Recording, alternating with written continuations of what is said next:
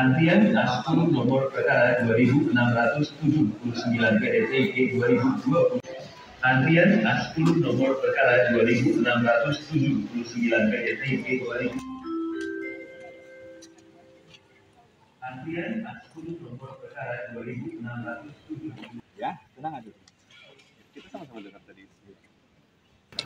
Cuman yang sekarang ini pengennya klien saya akan bertemu dengan Bapak Wisnu.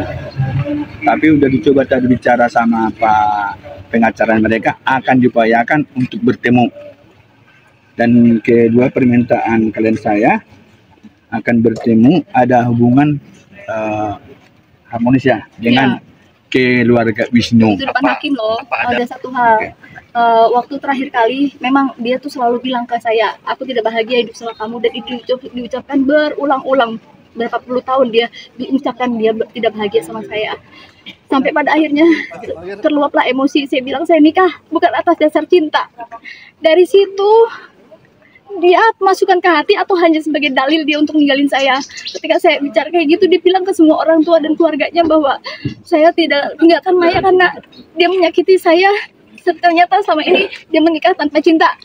Padahal kalau tidak tanpa cinta 24 tahun saya bersama sama dia, menanggung bagaimana karakter-karakter dia, sikap-sikapnya yang dia yang OCD, perfeksionis, dan semuanya otoriter yang diatur itu dalam rumah tangga membuat saya tuh tiba-tiba terluap emosi seperti itu. Jadi sampai sekarang mungkin Pak Wisnu ninggalin saya apakah karena omongan itu atau ada yang lain, saya nggak ngerti, karena dilema kehidupan rumah tangga saya itu ada orang ketiga di situ. Jadi saya nggak tahu. Sebenarnya tidak ada selisih paham. Terakhir kali ketemu kami tuh sedang baik-baik saja. Kami sedang mau merayakan hari ulang tahun kan. 6 September dia ninggalin saya. 9 September kami tuh saya dimandikan sama orang tua saya untuk dinikahkan. 10 September saya itu diucapkan nikah ya, diikrar pernikahan. Nah sekarang 10 September dia ucapkan ikrar talak saya di tanggal yang sama. Entah itu direncanakan atau apa, karena waktu pernikahan juga kayak saya rencanakan. Seperti itu sih, sama sekali cuma mediasi sekali aja, dan itu pun bersama dengan aparat, ada 4 polisi, ada 4 pengacara kalau salah, sama 2 orang kayak preman sama intel. Saya lihat seperti itu sih. Saya ini waktu diserahkan sama orang tua saya, Wisnu dan bapaknya disampaikan, Wisnu tolong jaga anak saya yang sudah saya besarkan, saya hidupkan dia dengan baik, mohon dilindungi dan dijaga. Mereka bilang saya akan jaga Maya sampai kapanpun.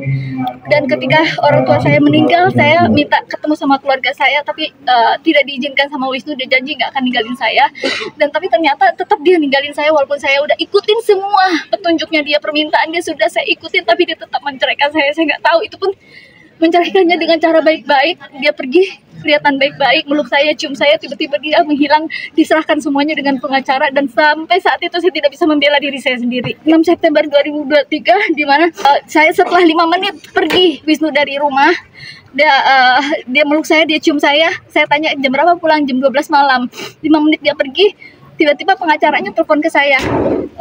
Saya kuasa hukumnya dikasih surat-surat tersebut. Setelah dikasih surat-suratnya bahwa dia kuasanya, saya ingin mengurus perceraian kalian.